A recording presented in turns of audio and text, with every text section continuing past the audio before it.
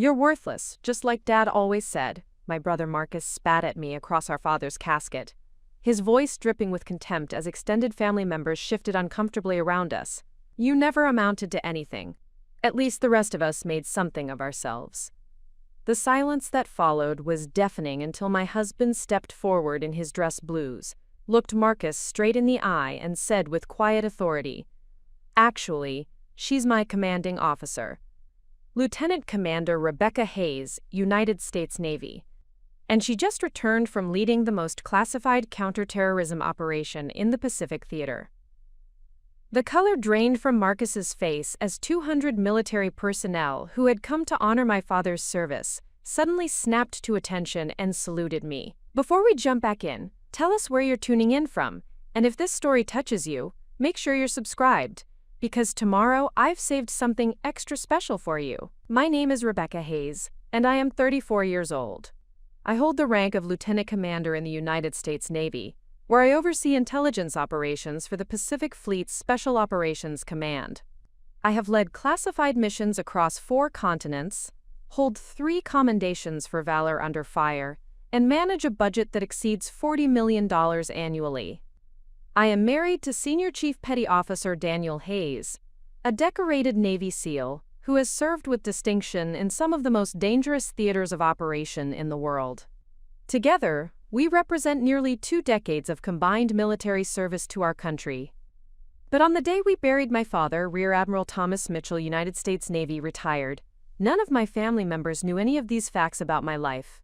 To them, I was still Rebecca Mitchell, the quiet daughter who had disappeared into military service 15 years earlier and rarely came home for family gatherings.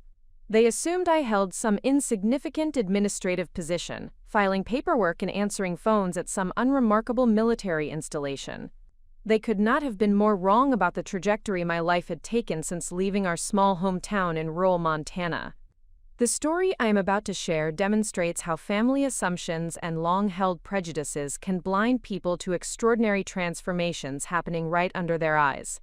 It reveals how dedication, sacrifice, and unwavering commitment to excellence can elevate someone from being the dismissed afterthought of a family to becoming a leader whose decisions impact national security. Most importantly, it shows that the people who underestimate you today may someday find themselves in the presence of greatness they never imagined possible. The funeral of Rear Admiral Thomas Mitchell drew an unprecedented gathering of military personnel, government officials, and family members to our small Montana town of Whitehorse Falls. My father had served his country with distinction for 37 years, rising through the ranks from enlisted sailor to flag officer through a combination of tactical brilliance, unwavering integrity, and natural leadership ability. His funeral was a testament to the respect he had earned throughout his career and the impact he had made on countless lives during his decades of service. The Mitchell family had always been defined by achievement and high expectations. My father's military career had established a standard of excellence that permeated every aspect of our family dynamic. My older brother Marcus had followed a traditional path to success, earning his law degree from Northwestern University and building a thriving practice specializing in corporate litigation. He lived in Chicago with his wife and 2 children, drove luxury vehicles, and never missed an opportunity to remind everyone about his professional accomplishments and financial success. My younger sister Caroline had pursued medicine, completing her residency in pediatric surgery at Johns Hopkins before establishing herself as one of the leading specialists in her field on the East Coast. She regularly appeared in medical journals, spoke at conferences, and had built a reputation that extended far beyond her hospital system. Caroline's success was measured in lives saved, innovative procedures developed, and the respect she commanded from colleagues across the medical community. My youngest brother David had chosen the path of entrepreneurship, building a technology company from the ground up that had eventually been acquired by a major corporation for a sum that made him independently wealthy before his 30th birthday. He lived in Silicon Valley, invested in startup companies, and had become something of a local celebrity in the technology sector for his ability to identify and develop breakthrough innovations. Then there was me, Rebecca, the middle child who had always seemed to march to a different drummer. While my siblings pursued traditional markers of success in law, medicine, and business, I had chosen military service immediately after high school graduation. This decision had puzzled and disappointed many family members who believed I was wasting my intellectual capabilities and settling for a career that would never provide the financial rewards or social status that my siblings enjoyed. The perception of my choice was complicated by the fact that I had always been intensely private about my military career. During my infrequent visits home, I would deflect questions about my work with vague references to administrative duties and routine assignments.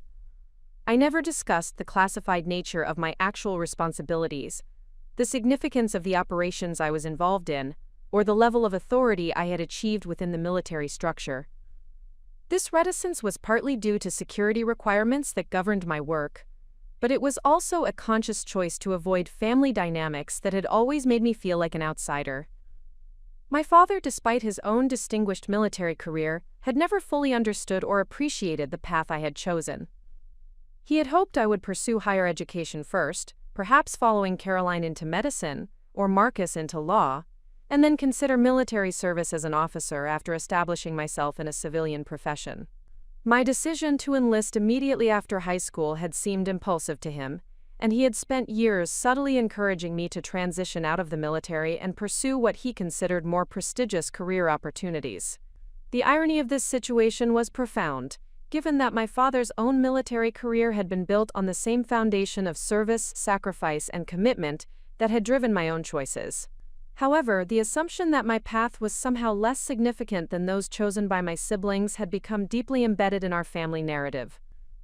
I was seen as the child who had settled for less, who had failed to live up to the intellectual and professional potential that my siblings had fulfilled through their civilian achievements.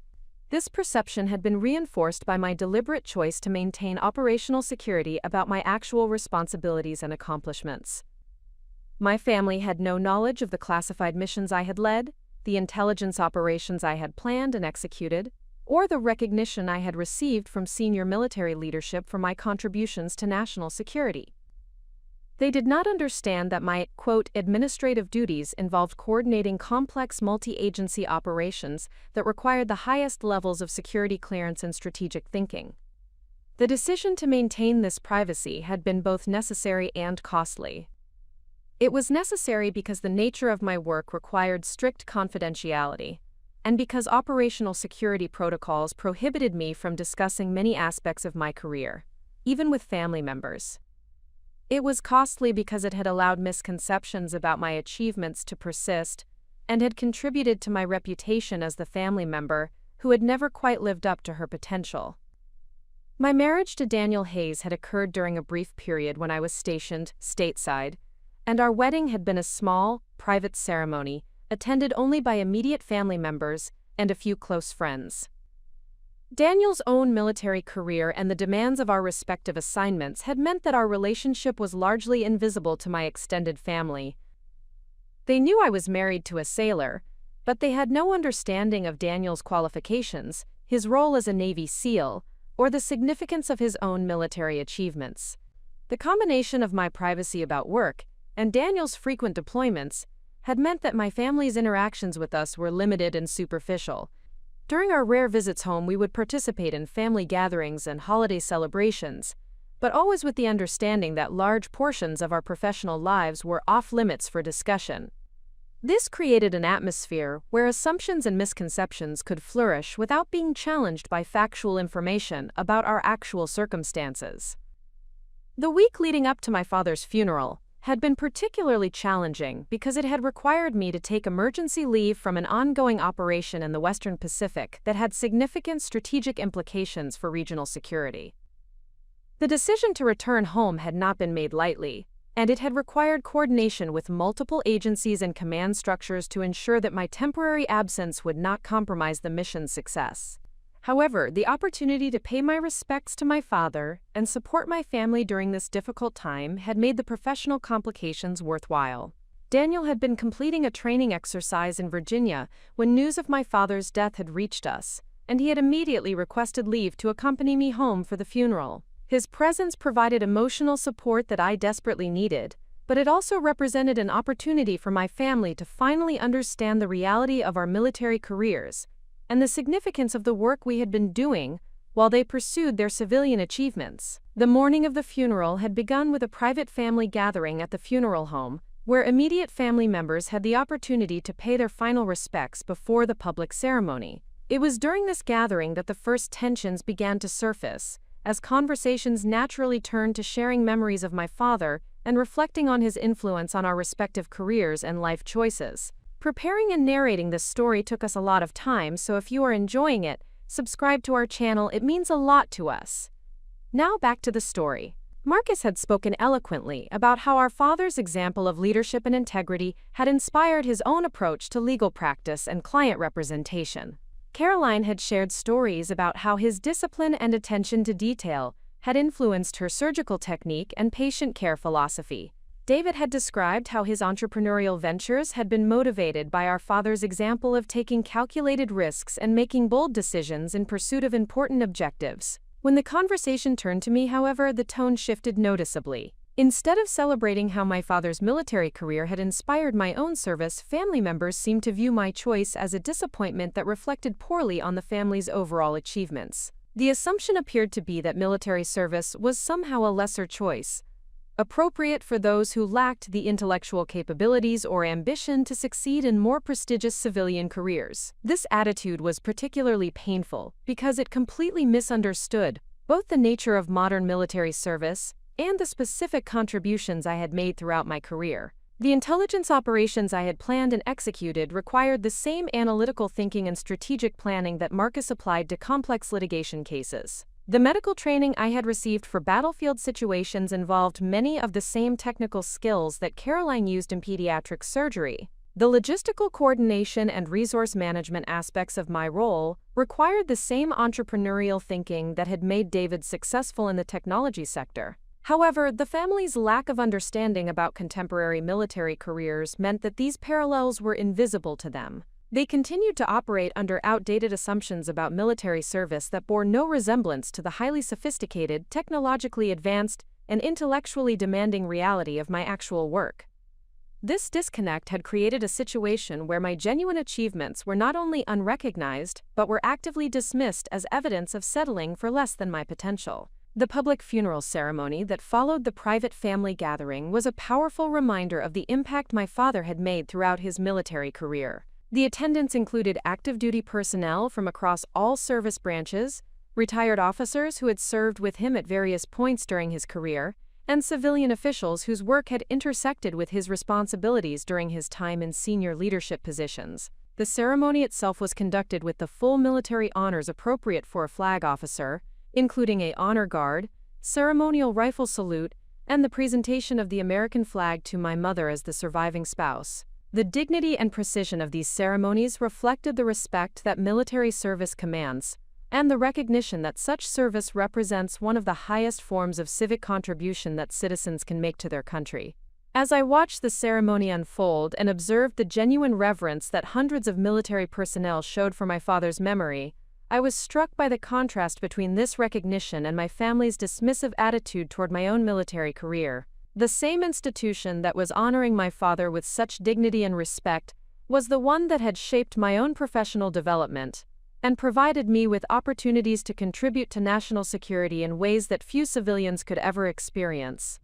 The reception following the funeral provided the first opportunity for extended family members and family friends to offer their condolences and share memories of my father's impact on their lives. However, the opportunity to pay my respects to my father and support my family during this difficult time had made the professional complications worthwhile. Daniel had been completing a training exercise in Virginia when news of my father's death had reached us, and he had immediately requested leave to accompany me home for the funeral. His presence provided emotional support that I desperately needed, but it also represented an opportunity for my family to finally understand the reality of our military careers and the significance of the work we had been doing while they pursued their civilian achievements. The morning of the funeral had begun with a private family gathering at the funeral home, where immediate family members had the opportunity to pay their final respects before the public ceremony. It was during this gathering that the first tensions began to surface, as conversations naturally turned to sharing memories of my father and reflecting on his influence on our respective careers and life choices. Preparing and narrating this story took us a lot of time, so if you are enjoying it, subscribe to our channel, it means a lot to us.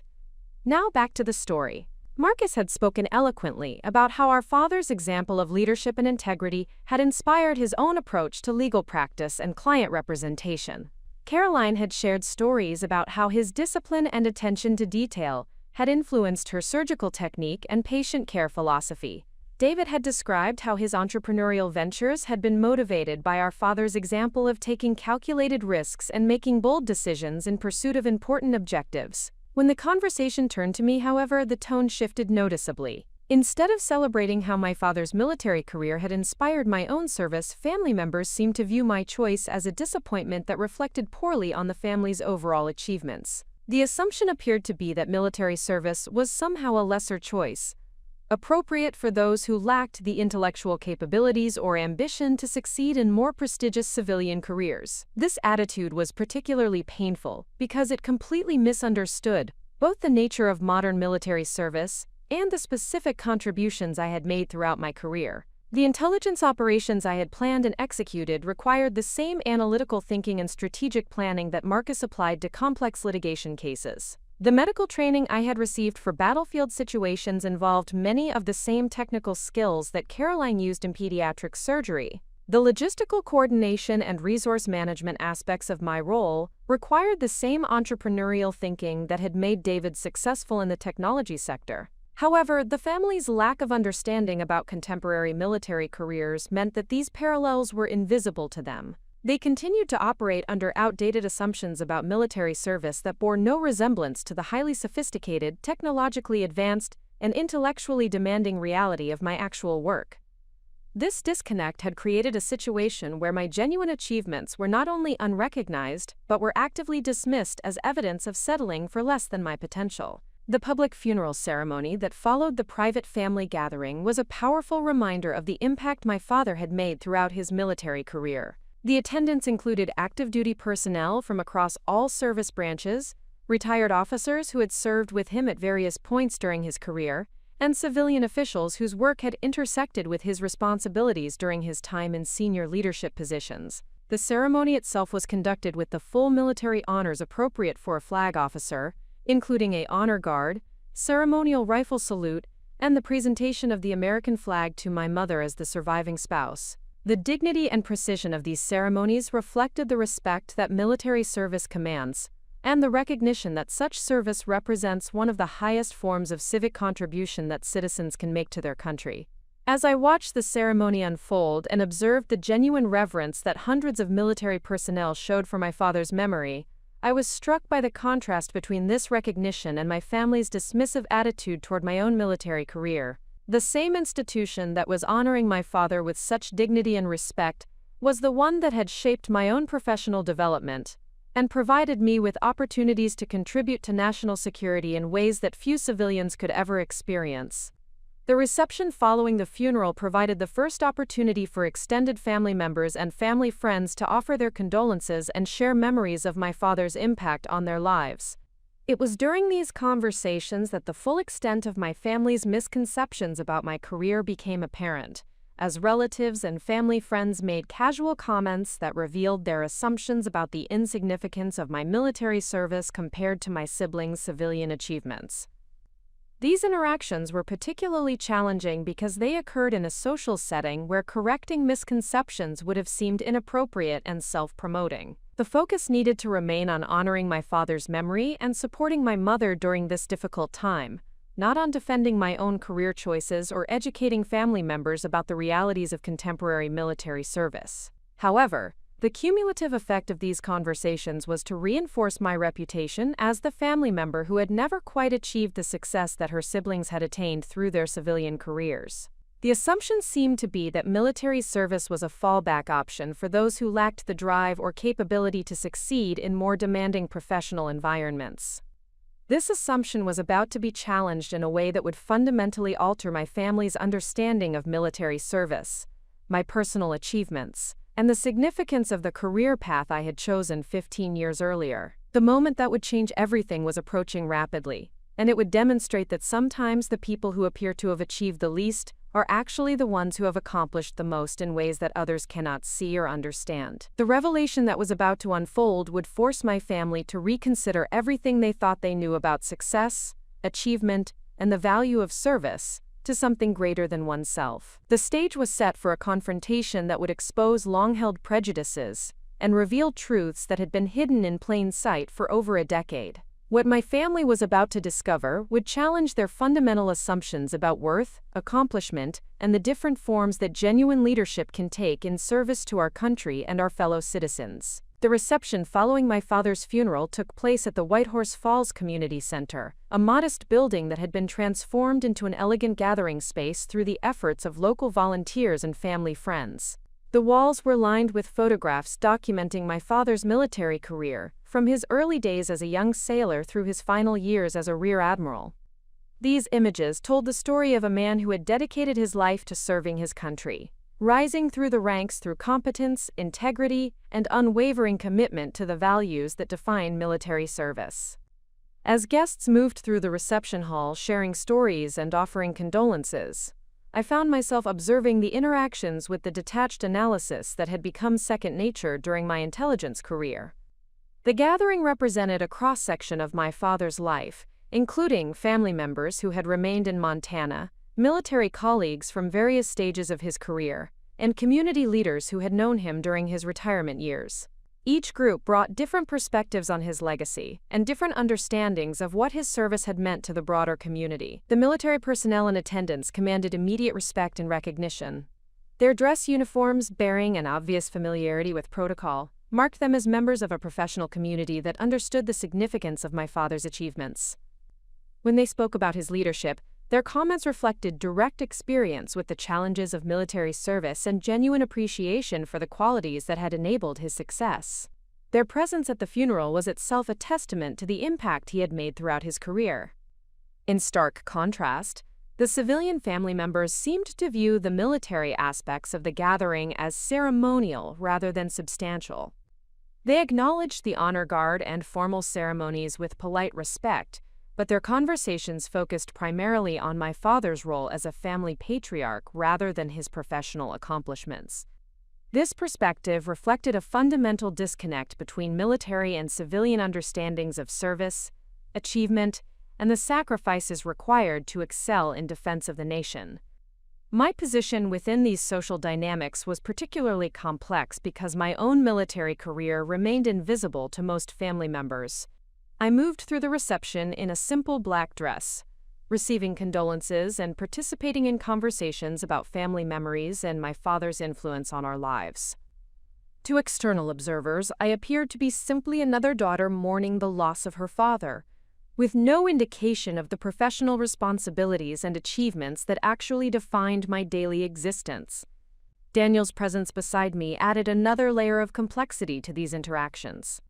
His dress blue uniform marked him as active-duty military personnel, but without knowledge of his specialization or rank, family members made assumptions about his role that reflected their limited understanding of contemporary military careers. Several relatives complimented me on having married a nice sailor, with the clear implication that military service represented stable but unexceptional employment for working-class families. These assumptions were reinforced by our modest lifestyle choices, which reflected both practical considerations related to frequent deployments and deliberate decisions to maintain a low profile about our financial circumstances. We lived in base housing when possible, drove reliable but unremarkable vehicles, and avoided the conspicuous consumption that might draw attention to our actual income levels or professional status. This approach to personal finances had been shaped by operational security considerations and a preference for simplicity, but it contributed to family perceptions that we were struggling economically compared to my siblings. The conversation patterns throughout the reception revealed the depth of these misconceptions. When relatives asked about my work, I provided the same vague responses I had developed over years of family gatherings. I described my responsibilities in terms of administrative support and coordination activities, avoiding any specific details that might violate security protocols or reveal the classified nature of my actual duties. These descriptions reinforced the impression that my military career involved routine clerical tasks rather than high-level strategic responsibilities. Marcus took particular pleasure in these exchanges, using them as opportunities to highlight the contrast between his professional success and what he perceived as my lack of achievement.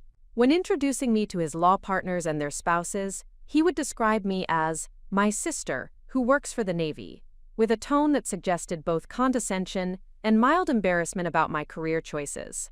His comments implied that military service was an unfortunate necessity for those who lacked the intellectual capabilities or ambition to succeed in civilian professions. Caroline's approach was more subtle but equally dismissive.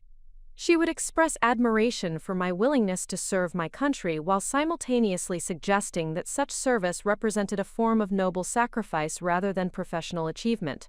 Her comments positioned military service as charitable work performed by dedicated individuals who chose to forego personal success in favor of public service. This perspective completely misunderstood the competitive nature of military advancement and the high standards required for success in specialized fields like intelligence operations. David's interactions reflected his characteristic focus on financial metrics and entrepreneurial achievement. He would ask questions about military compensation and career advancement opportunities that revealed his assumption that my economic circumstances were significantly inferior to those of my siblings. His surprise at learning that military personnel received housing allowances, educational benefits, and other forms of compensation beyond base salary demonstrated his fundamental ignorance about the structure of military careers and the total value of military benefits packages. These conversations were particularly frustrating because they occurred in a setting where correcting misconceptions would have been socially inappropriate and professionally problematic. The reception was focused on honoring my father's memory and supporting my mother during her grief, not on defending my career choices or educating family members about contemporary military realities. The requirements of operational security meant that I could not provide specific examples of my achievements or responsibilities without potentially compromising classified information. However, the cumulative effect of these interactions was to reinforce narrative patterns that had existed throughout my adult life. My family continued to view me as the daughter who had settled for less, who had chosen a path that offered stability and purpose, but not the prestige or financial rewards that defined real success. They saw my marriage to Daniel as confirmation of this pattern, assuming that we represented a typical military couple struggling to make ends meet on enlisted pay while my siblings enjoyed the benefits of civilian professional achievement. The irony of this situation was profound, given the actual nature of our military careers and the responsibilities we carried. While Marcus managed corporate litigation cases that affected individual companies and their shareholders, I was involved in operations that could influence international relations and national security policy. While Caroline performed surgeries that saved individual lives, the intelligence operations I coordinated could prevent terrorist attacks that might threaten thousands of civilian lives. While David built technology companies that generated profits for investors, Daniel participated in missions that eliminated direct threats to American citizens and interests around the world. Yet none of these contributions were visible or comprehensible to family members who measured success through traditional civilian metrics. The classified nature of our work meant that our most significant achievements could never be discussed, acknowledged, or celebrated in family settings. We were required to remain silent about the recognition we had received from senior military leadership, the commendations for exceptional performance, and the trust that had been placed in us to handle some of the most sensitive and critical operations conducted by American forces. This silence had professional advantages in terms of operational security and personal safety, but it created significant personal costs in terms of family relationships and social recognition. We had chosen careers that required us to subordinate personal recognition to mission success, to accept that our most important contributions would remain permanently invisible to the people whose opinions mattered most to us as individuals.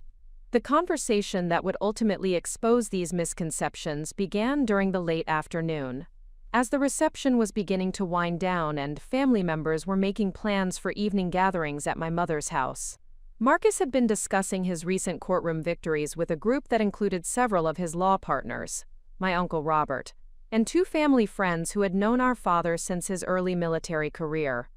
The discussion had evolved into a broader conversation about success and achievement, with Marcus arguing that civilian professions offered greater opportunities for personal fulfillment and societal contribution than military service. He suggested that while military personnel deserved respect for their willingness to serve, the intellectual challenges and problem-solving requirements of civilian careers were generally more demanding and ultimately more valuable to society. This perspective was challenged by Colonel James Patterson, one of my father's former colleagues who had served with him during his assignment to the Pentagon. Colonel Patterson pointed out that modern military operations required sophisticated analytical thinking, advanced technical expertise, and strategic planning capabilities that matched or exceeded those required in civilian professions. He described the complexity of contemporary military challenges and the high standards required for advancement in specialized military fields. Marcus responded by acknowledging the technical sophistication of military equipment and operations, while maintaining that the most challenging analytical work was performed by civilian contractors and defense industry professionals rather than military personnel themselves. He suggested that military officers primarily functioned as managers and coordinators rather than innovators or strategic thinkers, implementing policies and procedures developed by civilian experts in academic and corporate settings. This exchange revealed the fundamental misunderstanding that characterized civilian perceptions of military careers. Marcus and others assumed that military service involved following orders and implementing predetermined procedures, rather than developing innovative solutions to complex problems. They failed to understand that advancement in military careers required the same analytical thinking, leadership capabilities, and strategic vision that drove success in civilian professions. Colonel Patterson attempted to correct these misconceptions by describing specific examples of military innovation and leadership, but his efforts were hindered by the same operational security requirements that prevented me from discussing my own experiences. He could provide general descriptions of military capabilities and achievements, but he could not offer the detailed case studies and specific examples that would effectively demonstrate the sophistication of contemporary military operations. As this conversation continued, I found myself growing increasingly frustrated with the dismissive attitudes being expressed toward military service, and the assumption that civilian careers automatically represented superior achievement. The people participating in this discussion had no understanding of the responsibilities I carried, the operations I had planned and executed, or the recognition I had received for contributions that directly enhanced American security interests.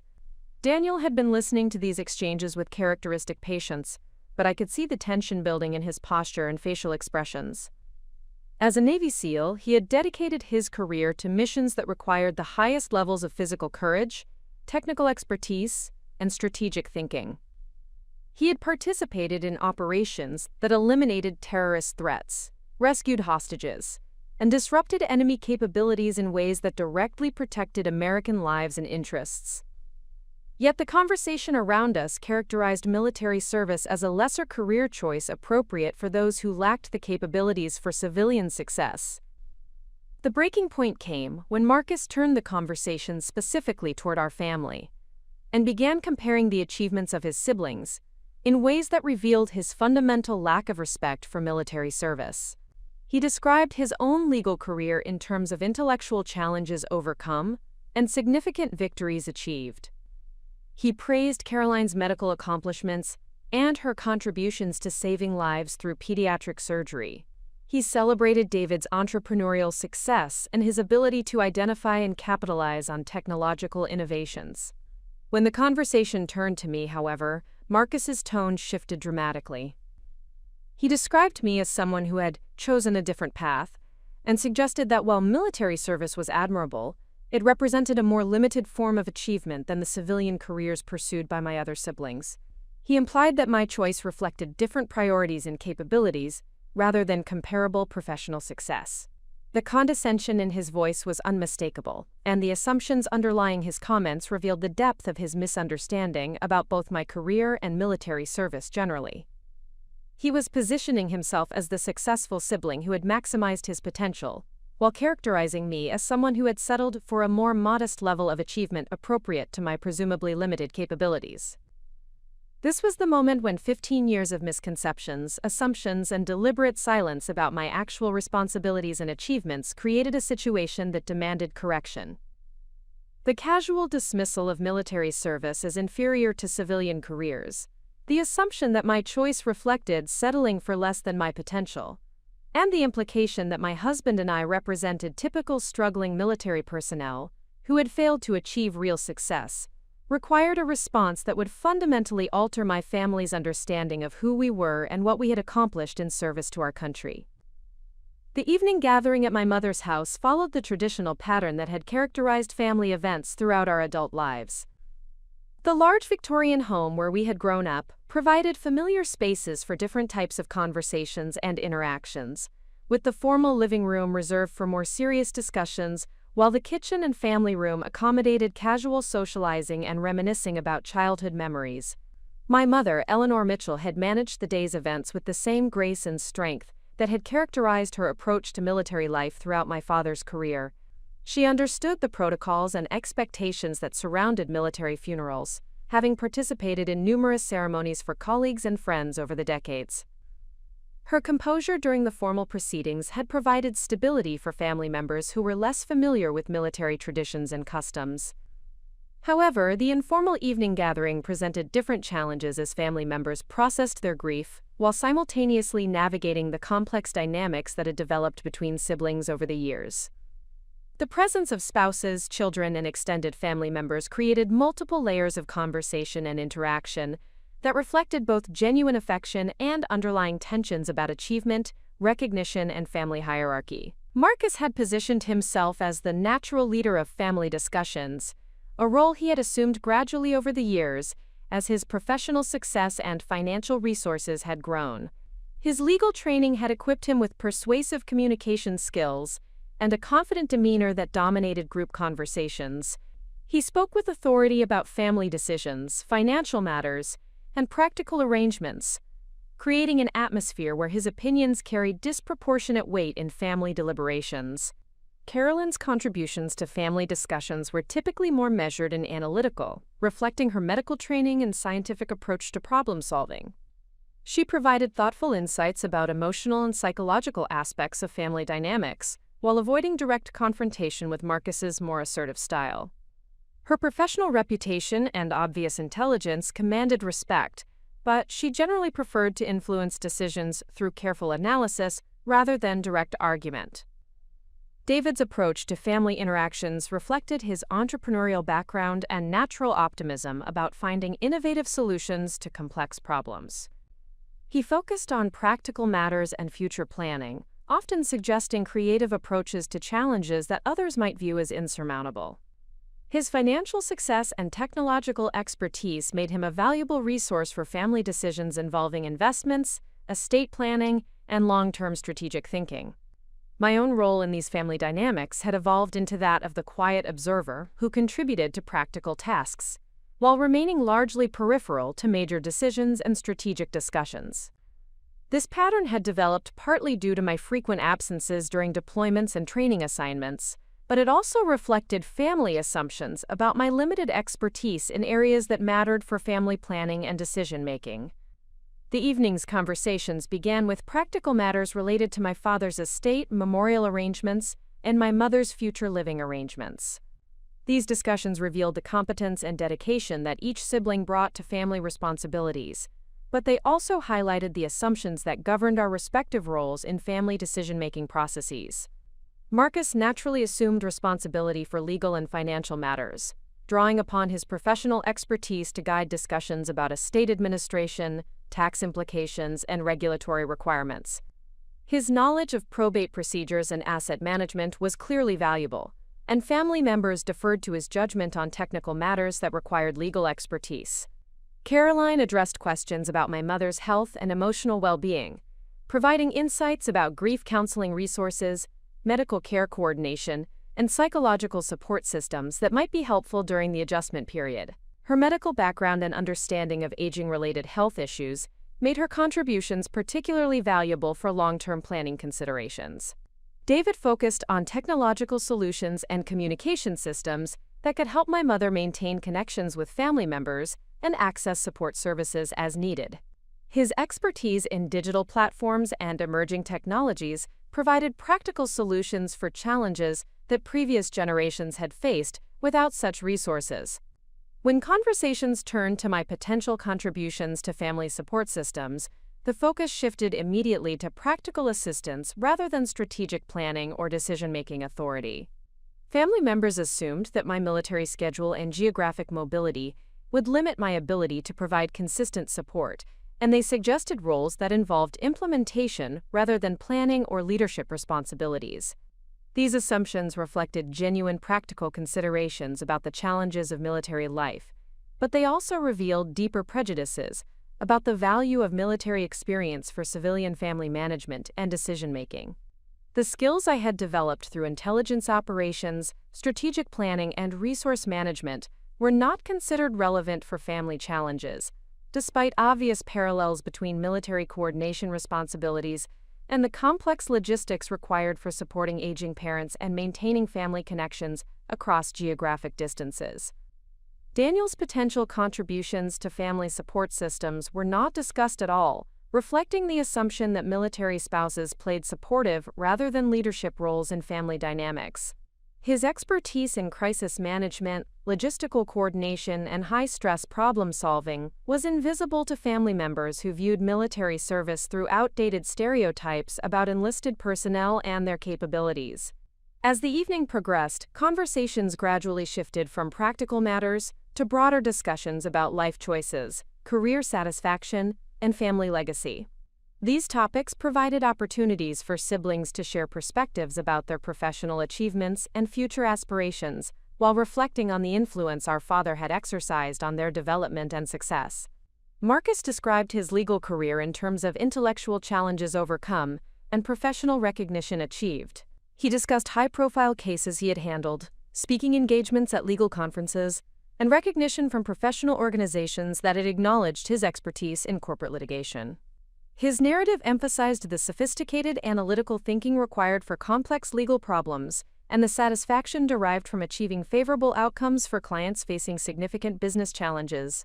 Carolyn shared insights about her medical career with particular emphasis on the life-saving procedures she had developed and the impact her research had made on pediatric surgical techniques. She described collaborations with colleagues at major medical centers, publications in prestigious journals, and invitations to speak at international conferences, where her innovations had influenced treatment protocols for childhood diseases and injuries. David discussed his entrepreneurial ventures with enthusiasm about the technological innovations he had identified and the market opportunities he had successfully exploited.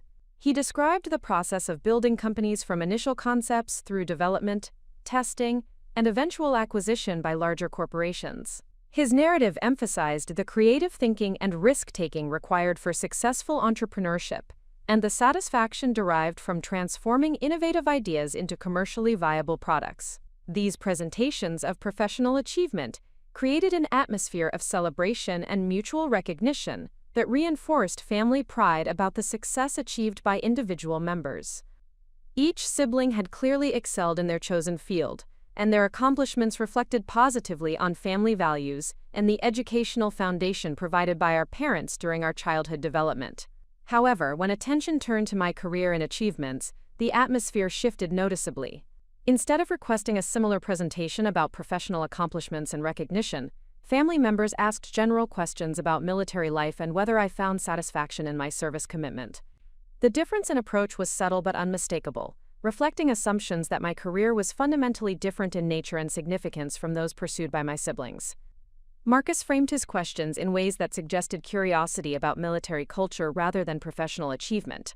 He asked about base facilities, deployment schedules, and social activities available to military families. His questions implied that military service was primarily about lifestyle choices rather than professional accomplishment, and that satisfaction derived from community connections rather than achievement and recognition. Caroline's inquiries focused on the personal sacrifices required for military families and the challenges of maintaining relationships during deployment periods. Her questions reflected genuine concern about emotional and psychological aspects of military life, but they also revealed assumptions that military careers were primarily about endurance and adaptation rather than professional growth and achievement. David asked about technological capabilities and equipment used in military operations, but his questions suggested interest in military technology as a consumer of civilian innovations rather than as a source of technological advancement. He seemed to assume that military personnel were primarily users of technology developed by civilian contractors, rather than contributors to technological innovation and development. None of these questions acknowledge the possibility that my military career might involve the same types of intellectual challenges, professional recognition, and career satisfaction that characterized their civilian achievements.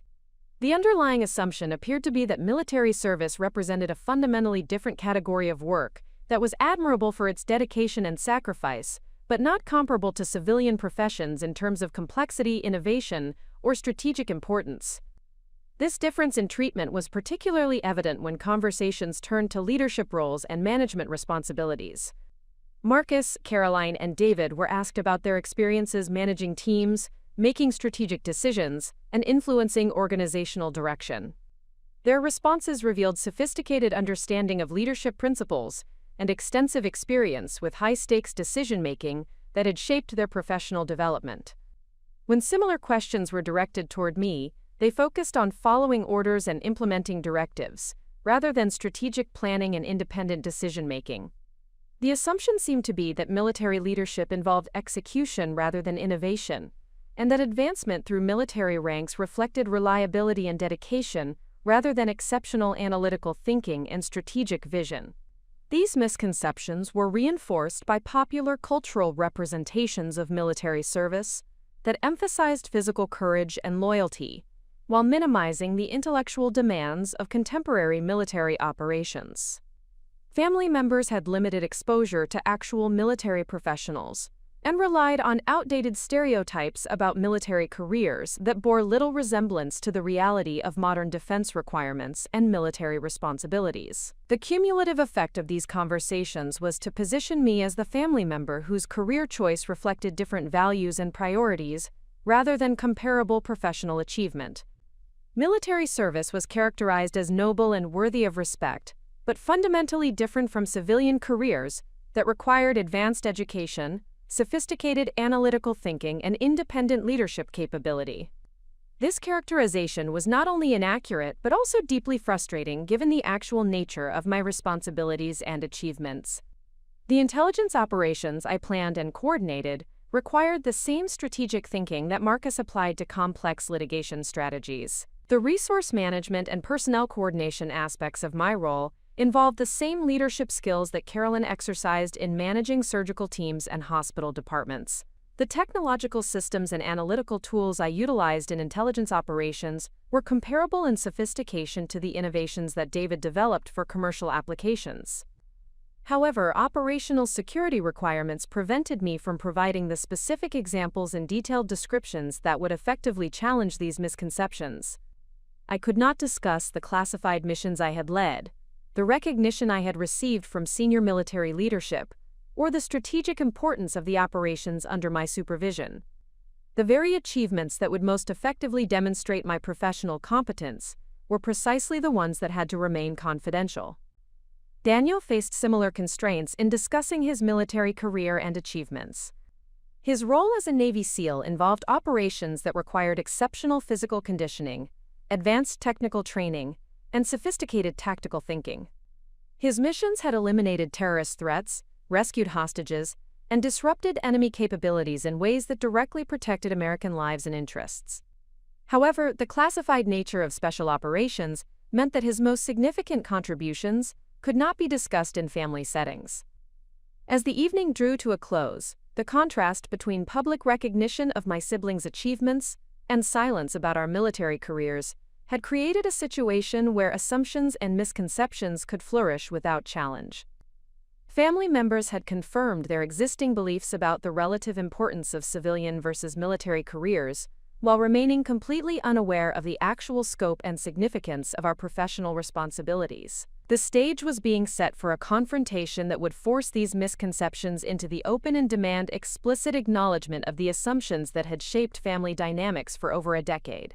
The respect and recognition that had been withheld due to ignorance and prejudice were about to be claimed through a revelation that would fundamentally alter family understanding of achievement, service, and the different forms that genuine leadership could take in contemporary American society. The second day following my father's funeral began with the somber task of returning to the cemetery for a private family visit before the extended family members departed for their respective homes.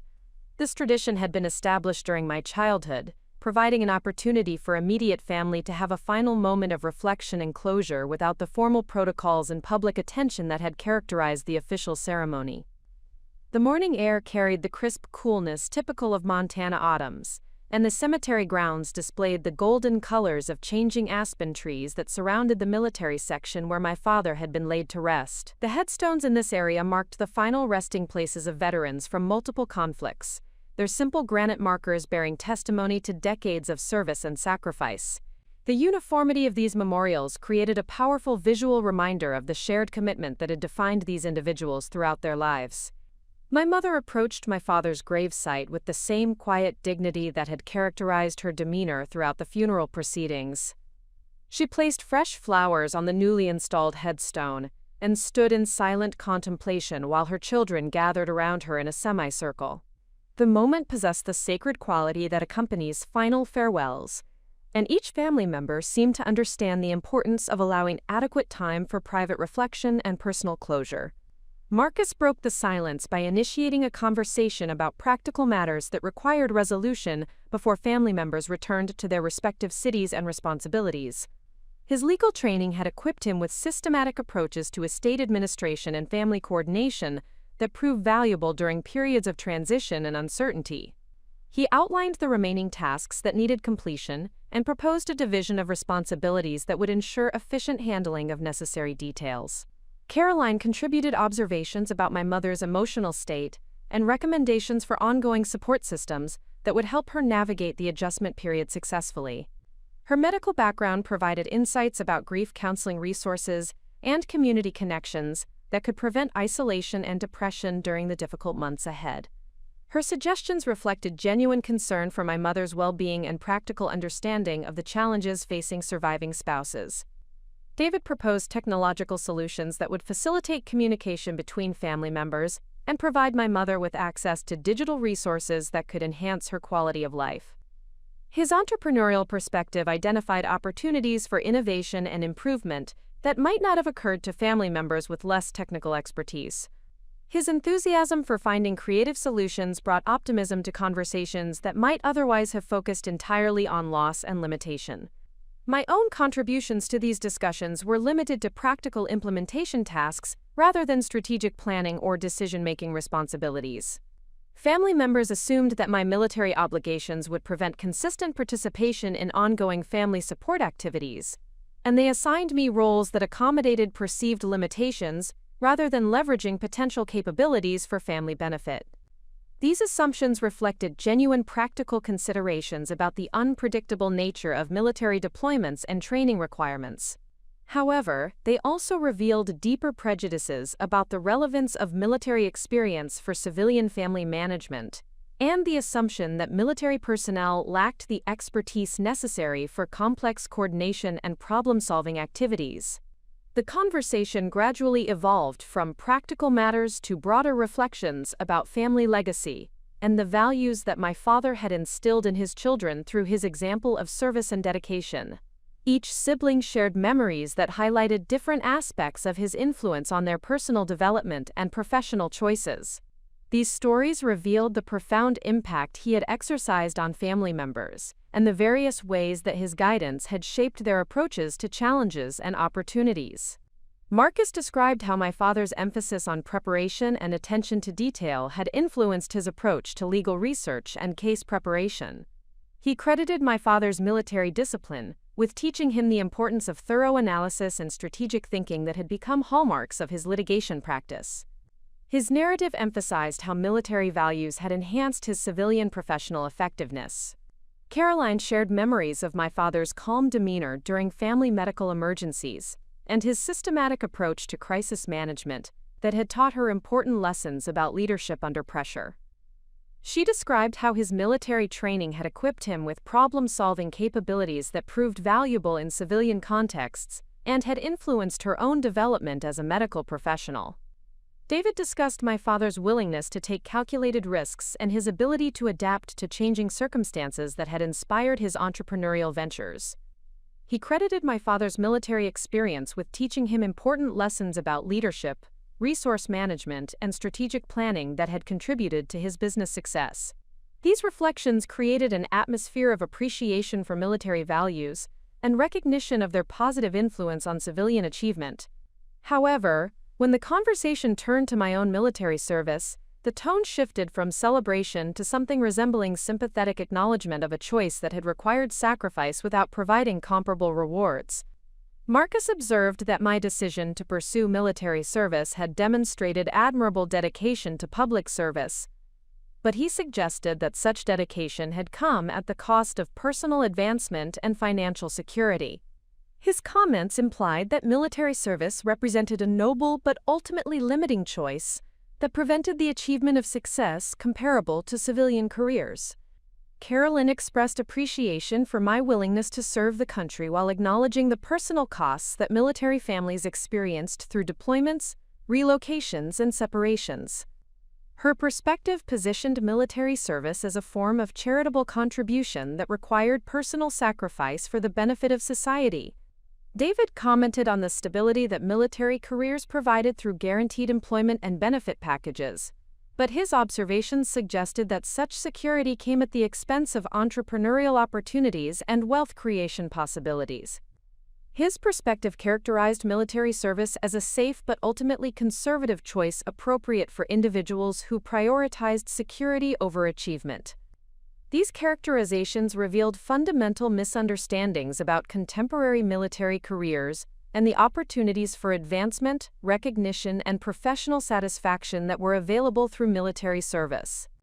My siblings viewed military careers through outdated stereotypes that bore little resemblance to the reality of modern defense requirements and military responsibilities. The most painful aspect of these misconceptions was that they came from family members who had benefited from my father's military career and had witnessed firsthand the intellectual challenges, leadership opportunities, and professional recognition that military service could provide. Their respect for his achievements seemed to exist in isolation from their understanding of contemporary military careers and possibilities. Daniel had listened to these conversations with increasing tension, though he maintained the professional composure that characterized his approach to challenging situations. His experience as a Navy SEAL had equipped him with exceptional self-control and the ability to remain calm under pressure, but I could observe subtle signs of frustration in his posture and facial expressions. The breaking point came when Marcus initiated a more direct comparison between sibling achievements and their relative contributions to family prestige and financial security. His comments began as general observations about different career paths and their respective advantages, but they evolved into explicit judgments about success and failure that reflected his fundamental lack of respect for military service. Marcus suggested that civilian careers provided superior opportunities for intellectual development and creative problem-solving compared to military service, which he characterized as primarily involving the implementation of policies and procedures developed by others. He argued that advancement in civilian professions required independent thinking and innovation, while military advancement reflected compliance and reliability rather than exceptional capability. Carolyn attempted to moderate these observations by acknowledging the valuable skills that military training provided, but her comments reinforced the underlying assumption that such skills were primarily applicable to military contexts, rather than transferable to civilian challenges requiring higher levels of sophistication and strategic thinking. David contributed observations about the limited financial rewards available through military careers compared to civilian professions, particularly in technology and entrepreneurship, where exceptional performance could generate substantial wealth and independence. His perspective positioned military service as appropriate for individuals who prioritized security and stability over financial achievement and professional recognition. These comments created an increasingly hostile environment that challenged my ability to maintain the diplomatic silence I had preserved throughout my adult relationship with family members.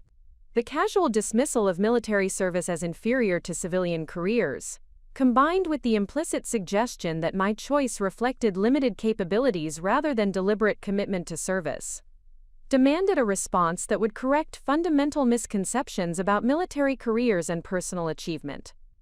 The conversation reached its climax when Marcus made a direct comparison between his professional accomplishments and what he perceived as my lack of comparable achievement. He described his legal career in terms of complex intellectual challenges overcome and significant recognition achieved, while characterizing my military service as admirable, but ultimately limited in scope and importance.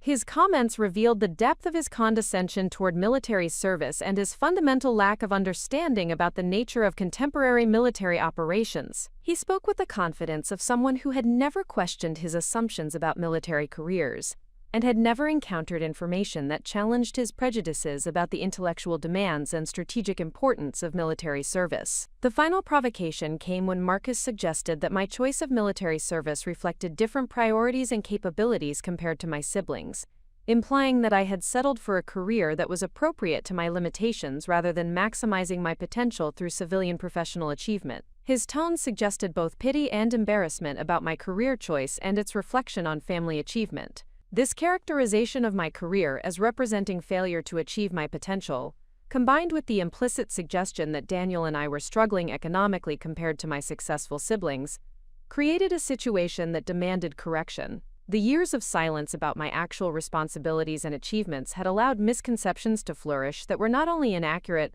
but insulting to military service generally and our specific contributions particularly. The moment had arrived when operational security requirements and diplomatic considerations had to be balanced against the need to defend the honor and dignity of military service, and to correct fundamental misunderstandings about contemporary military careers and their importance to national security. The revelation that would follow would challenge every assumption my family had maintained about success, achievement, and the value of service to something greater than personal advancement. Daniel and I exchanged glances that communicated our mutual recognition that the time for silence had passed and that the misconceptions that had defined family relationships for over a decade were about to be confronted with realities that would fundamentally alter family dynamics and understanding. The stage was set for a revelation that would demonstrate the danger of judging others based on incomplete information and outdated assumptions about career choices and personal achievement. The afternoon following our cemetery visit found the family gathered in my mother's living room for what would be our final collective meeting before siblings returned to their respective cities and responsibilities. The atmosphere carried the weight of unresolved tensions that had been building throughout the weekend, combined with the natural sadness that accompanies the conclusion of funeral proceedings and the reality of permanent separation from a beloved family patriarch. My mother had prepared coffee and refreshments with the same attention to hospitality that had characterized her approach to family gatherings throughout our childhood. Despite her grief, she maintained the gracious demeanor that had served her well during decades of military social obligations and community leadership responsibilities. Her composure provided stability for family discussions that might otherwise have become emotional or confrontational. The conversation initially focused on logistical arrangements for departure schedules, travel coordination, and follow-up communications that would maintain family connections across geographic distances. These practical matters provided safe ground for interaction, while family members prepared emotionally for the transition back to their regular routines and professional obligations. Marcus had positioned himself in the chair that had traditionally belonged to my father during family meetings, a choice that reflected his assumption of leadership responsibility but also suggested symbolic claims to patriarchal authority within family hierarchy. His legal training and natural confidence in group discussions had gradually established him as the primary voice in family decision-making processes, particularly regarding financial and strategic matters. Caroline occupied the sofa position that provided visual contact with all family members, while maintaining her characteristic role as mediator and emotional stabilizer during potentially difficult conversations. Her medical background had equipped her with listening skills and conflict resolution capabilities that proved valuable when family discussions approached sensitive topics or personal disagreements. David had chosen a position near the window that allowed him to observe family dynamics while maintaining the option to redirect conversations toward practical solutions when tensions arose. His entrepreneurial optimism and focus on future possibilities often provided welcome relief during discussions that might otherwise become mired in past grievances or present difficulties.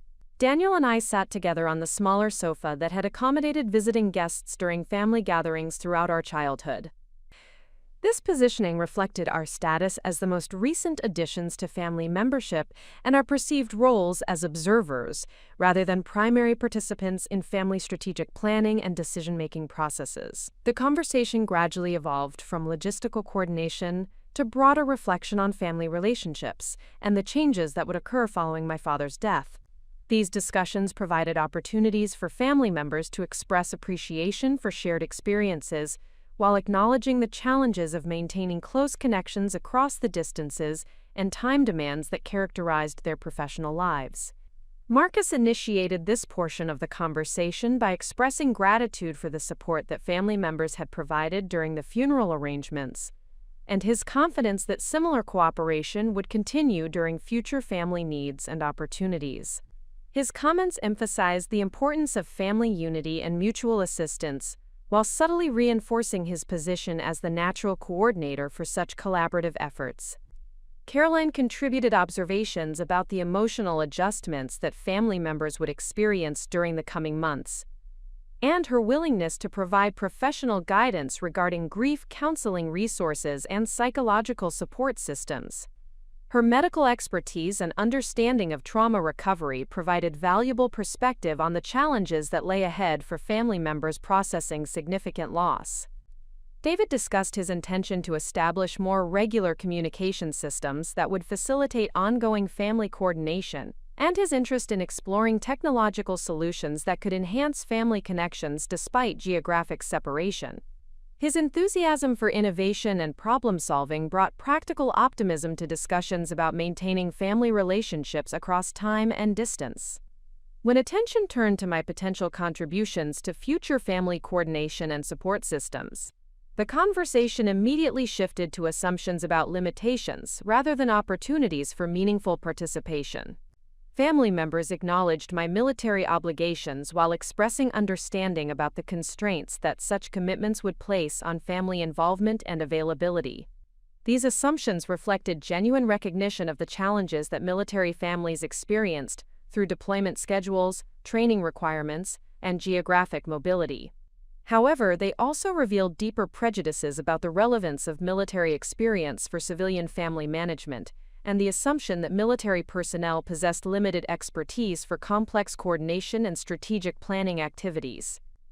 The underlying message was clear. While my willingness to help was appreciated, my actual contributions would necessarily be limited to implementation tasks rather than strategic planning or leadership responsibilities. This characterization positioned me as a well-intentioned but ultimately peripheral participant in family activities, rather than a potentially valuable contributor with relevant experience and capabilities. Daniel's potential role in family support systems was not discussed at all, reflecting the assumption that military spouses functioned primarily in supportive rather than leadership capacities.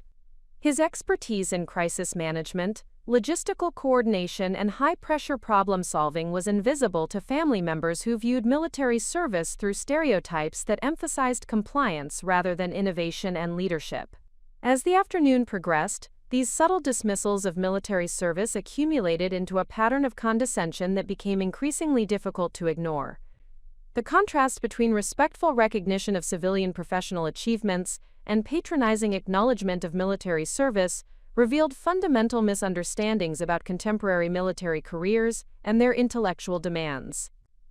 Marcus seemed particularly invested in maintaining this distinction between civilian and military achievement. His comments consistently positioned legal careers as requiring superior analytical thinking and strategic planning compared to military service, which he characterized as primarily involving implementation of policies developed by civilian authorities and contractors. Caroline's observations reflected similar assumptions about the limitations of military training for civilian applications. While she acknowledged the valuable skills that military experience provided, her comments suggested that such skills were primarily applicable to military contexts, rather than transferable to civilian challenges requiring sophisticated problem-solving and strategic thinking. David's perspective emphasized the financial limitations of military careers compared to civilian professions, where exceptional performance could generate substantial wealth and independence. His comments implied that military service represented a conservative choice appropriate for individuals who prioritized security over achievement and advancement. These characterizations created an increasingly hostile environment that challenged my ability to maintain the diplomatic silence that had preserved family harmony throughout my adult relationships with siblings. The casual dismissal of military service as inferior to civilian careers, combined with implicit suggestions that my career choice reflected limited ambitions rather than deliberate commitment to service, demanded correction. The breaking point arrived when Marcus transitioned from general observations about career choices to specific comparisons between sibling achievements and their relative contributions to family prestige and financial security. His comments began as seemingly objective analysis, but evolved into explicit judgments about success and failure that revealed his fundamental lack of respect for military service and personal accomplishment outside civilian parameters. Marcus described his legal practice in terms of intellectual challenges overcome and professional recognition achieved through superior analytical thinking and strategic planning. He discussed high-profile cases that had required innovative approaches to complex problems, and the satisfaction derived from achieving favorable outcomes for clients facing significant business challenges. He then characterized Caroline's medical career as representing genuine life-saving contributions to society through pediatric surgical innovations and research that had influenced treatment protocols for childhood diseases and injuries. His description emphasized the sophisticated technical skills and strategic thinking required for medical excellence and the meaningful impact such work created for patients and families. His presentation of David's entrepreneurial achievements focused on the creative thinking and risk-taking required for successful innovation in competitive technology markets. Marcus praised David's ability to identify market opportunities and transform innovative concepts into commercially viable products that generated substantial financial returns and market recognition. When the comparison turned to my military career, Marcus's tone shifted dramatically from celebration to something resembling sympathetic acknowledgement of a choice that had required sacrifice without providing comparable rewards or recognition. His comments revealed the depth of his condescension toward military service and his fundamental ignorance about the nature of contemporary military operations and leadership responsibilities. Marcus suggested that while military service deserved respect for its dedication to public service, such dedication had prevented the achievement of success comparable to civilian professional accomplishments. He implied that my choice reflected different priorities and capabilities, rather than deliberate commitment to challenges that required exceptional competence and strategic thinking. His characterization positioned military service as appropriate for individuals who lacked the intellectual capabilities or ambition necessary for civilian careers that demanded innovation, independent thinking, and strategic leadership. The underlying message was that I had settled for a career that was suitable to my limitations, rather than maximizing my potential through civilian professional achievement. The final provocation came when Marcus made explicit his assessment of my career choice and its reflection on family achievement. Looking directly at me with a mixture of pity and embarrassment, he delivered the words that would shatter 15 years of diplomatic silence and operational security considerations. "Rebecca, I think we need to be honest about this," Marcus said, his voice carrying the condescending tone that had characterized his attitude toward my military service throughout the weekend. "You're worthless, just like Dad always said. You never amounted to anything. At least the rest of us made something of ourselves." The silence that followed his statement was absolute and devastating. My mother's face went pale with shock at the cruelty of his words, while Caroline and David stared at Marcus with expressions of disbelief and horror. The casual brutality of his assessment revealed the depth of contempt he had harbored for years, while maintaining a facade of sibling affection and family unity. His words echoed across the living room like a physical blow, carrying the weight of accumulated dismissals, assumptions, and prejudices that had shaped family dynamics throughout my adult life. The suggestion that my father had shared his contempt for my career choice added another layer of pain to an already devastating attack on my character and achievements. Daniel's response was immediate and visceral. I could see his muscles tense and his jaw clench as he processed the magnitude of the insult that had been directed toward me and, by extension toward military service generally. His training as a Navy SEAL had equipped him with exceptional self-control, but 15 years of accumulated frustration with family misconceptions and disrespect had reached its breaking point. The moment had arrived when operational security requirements and diplomatic considerations had to be balanced against the need to defend personal honor and correct fundamental misunderstandings about military service and achievement. The revelation that would follow would challenge every assumption my family had maintained about success, recognition, and the value of service to something greater than personal advancement. Marcus's devastating words had created a situation that demanded response and correction. The years of silence about my actual responsibilities and achievements could no longer be maintained in the face of such explicit contempt and dismissal. The stage was set for a revelation that would fundamentally alter family dynamics and demonstrate the danger of judging others based on incomplete information and prejudiced assumptions about career choices and personal worth. The silence that followed Marcus's devastating words stretched across the living room like a chasm, filled with the weight of 15 years of accumulated misconceptions and the sudden recognition that family relationships had been built upon fundamentally flawed assumptions. My mother's hands trembled as she set down her coffee cup, her face reflecting the horror of witnessing such cruelty from one child directed toward another during what should have been a time of family unity and mutual support. Caroline's medical training had equipped her to remain composed during crisis situations, but her expression revealed shock at the brutality of Marcus's assessment and confusion about how family dynamics had deteriorated to such a devastating level. Her professional experience with trauma and conflict had not prepared her for witnessing such deliberate emotional violence within her own family structure. David's entrepreneurial optimism, which typically enabled him to find positive solutions to challenging problems, seemed completely inadequate for addressing the magnitude of damage that Marcus had inflicted with his casual dismissal of my character and achievements. His usual confidence in his ability to mediate family disputes had been overwhelmed by the depth of contempt that had been revealed through Marcus's statement. Daniel had risen from his position on the sofa with the controlled precision that characterized all his movements, his military bearing becoming more pronounced as he processed the implications of Marcus's attack. His training as a Navy SEAL had taught him to maintain operational composure under extreme stress, but the combination of personal loyalty to me and professional pride in military service had reached a breaking point that demanded response. The transformation in Daniel's demeanor was subtle but unmistakable to anyone familiar with military personnel under pressure. His posture straightened to full attention. His facial expression shifted from diplomatic restraint to professional authority, and his voice, when he finally spoke, carried the command presence that had been developed through years of leadership in the most demanding operational environments that American forces encounter. Marcus remained seated in my father's chair, apparently satisfied with the impact of his statement, and unaware that his words had triggered consequences that would fundamentally alter family dynamics and his own understanding of military service and achievement. His legal training had equipped him with confidence in verbal confrontation, but his civilian experience had not prepared him for encountering the type of professional authority that Daniel was about to demonstrate. The moment when Daniel stepped forward and addressed Marcus directly marked the beginning of a revelation that would challenge every assumption my family had maintained about military careers, personal achievement, and the nature of service to country. His words were delivered with the calm authority of someone accustomed to providing critical information under high-pressure circumstances.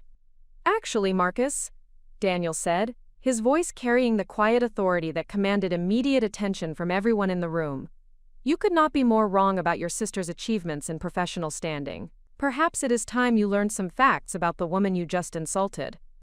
The shift in Daniel's tone and bearing was so pronounced that it seemed to alter the atmospheric pressure in the room. His military bearing, which had been carefully modulated throughout the weekend to avoid drawing attention to his specialized training and operational experience, now emerged with full professional authority that demanded recognition and respect. Marcus's initial response reflected his assumption that Daniel was simply defending his wife against legitimate criticism, rather than possessing actual information that would challenge the fundamental accuracy of his assessment. His legal training had taught him to respond to emotional arguments with factual assertions, and he prepared to reinforce his position with additional examples of my perceived limitations and failures. "Daniel, I understand you want to defend Rebecca," Marcus replied with the condescending patience he typically reserved for opposing counsel who lacked adequate preparation for complex litigation. "But we are family, and we know her history. She has been in the military for 15 years without achieving anything significant. It is time someone acknowledged the reality of her situation." Daniel's response to this dismissal was immediate and devastating in its precision. His military training had equipped him with the ability to deliver critical information with maximum impact, and his knowledge of my actual career achievements provided him with facts that would completely destroy Marcus's confident assumptions. "Marcus, your sister holds the rank of lieutenant commander in the United States Navy," Daniel stated, with the authority of someone accustomed to briefing senior military and civilian leadership on matters of critical importance. "She is the commanding officer of the Pacific Fleet Intelligence Operations Center, responsible for coordinating classified operations across 4 time zones and managing intelligence assets that directly impact American national security interests." The immediate effect of this statement was to create complete silence in the room, as family members attempted to process information that contradicted everything they believed they understood about my military career and professional responsibilities. The concept of command authority was familiar to them through my father's career, but they had never considered the possibility that I might have achieved similar levels of responsibility and recognition. Daniel continued his revelation without pause, understanding that the full scope of my achievements needed to be presented systematically to overcome 15 years of misconceptions and assumptions. His delivery reflected the briefing skills that had been refined through numerous presentations to senior military leadership and civilian authorities, who required comprehensive information for strategic decision-making. Lieutenant Commander Hayes oversees a staff of 47 intelligence analysts and coordinates operations with a budget allocation that exceeds $40 million annually, Daniel explained, his voice maintaining the professional tone appropriate for discussing classified responsibilities within the constraints of operational security requirements. Her clearance level and operational authority require approval from the highest levels of military and civilian leadership. The impact of these revelations was immediately visible in the changing expressions and body language of family members who were struggling to reconcile this information with their existing understanding of my career and achievements. The specific details about rank, responsibility, and budget authority provided concrete evidence that challenged their assumptions about the nature and significance of my military service. Marcus's confident demeanor began to show signs of uncertainty as he processed the implications of Daniel's statements and their potential accuracy. His legal training had taught him to evaluate evidence and assess the credibility of sources, and Daniel's obvious knowledge of military structure and terminology suggested that his information was both accurate and comprehensive. Caroline's medical background had equipped her with analytical thinking that enabled her to recognize the significance of the rank and responsibilities that Daniel was describing. Her understanding of organizational hierarchy and professional advancement allowed her to appreciate the level of achievement that such positions represented within military structure. David's entrepreneurial experience with budget management and organizational leadership provided him with perspective on the scope of responsibility that Daniel was attributing to my military career. His business background enabled him to understand the significance of managing 47 personnel and a $40 million budget allocation.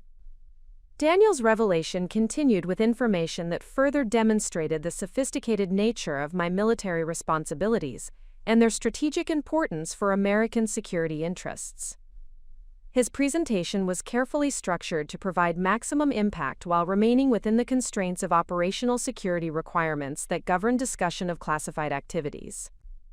"Your sister has led intelligence operations in the South China Sea, the Persian Gulf, and the Korean Peninsula," Daniel continued, his voice reflecting the pride and respect that characterized his attitude toward my professional achievements.